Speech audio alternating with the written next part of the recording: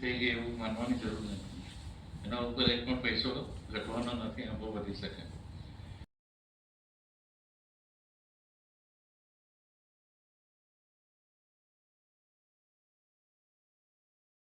સરકાર છે તેના દ્વારા જીએસટી માં સુધારા એટલે જીએસટી રિફોર્મ્સ કરવામાં આવ્યા છે.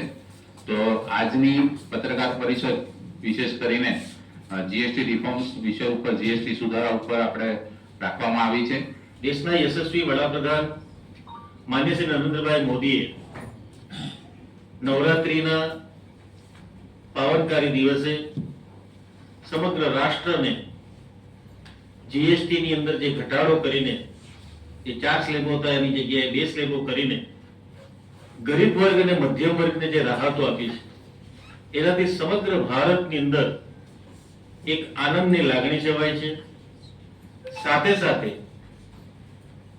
આ કાર્યક્રમો થકી જીએસટી ના જે બચત ઉત્સવ દરમિયાન ભારતીય જનતા પાર્ટી પણ આ કાર્યક્રમોને આનો મહત્તમ લાભ લોકોને મળે, જનતાને મળે અને એની સાચી સમજો લોકો સુધી પહોંચે, જનતા સુધી પહોંચે એના માટે જાગૃત કરવા માટે ભારતીય જનતા પાર્ટીના પ્રદેશના યશસ્વી અધ્યક્ષ માન્ય શ્રી સી આર પાટીલ સાહેબ અને સંગઠન મહામંત્રી શ્રી રત્નાકરજીની સૂચના અનુસાર દરેક જિલ્લાઓની અંદર આવી પત્રકાર પરિષદો યોજીને લોકોને વધુમાં વધુ અને મહત્તમ લાભ કેવી રીતે મળે એ જાતનો 24-25 દેશની કુલ આવક 22 કરોડ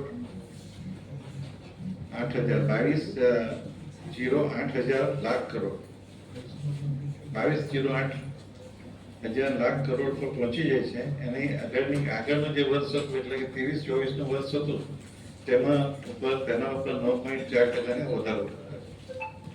એટલે કે આપણી આ સિસ્ટમ પૂરી મેચ્યોર થઈ એટલે કે પુખ્ત થઈ ગઈ કે હવે દેશ ચલાવવા માટે ઇન્કમ હોય તો ફક્ત આપણી આ જ હોય, બીજી જમીનનું રેવન્યુ હોય ને ઇન્કમ ટેક્સની ઇન્કમ આવક તો બહુ ઓછી હોય.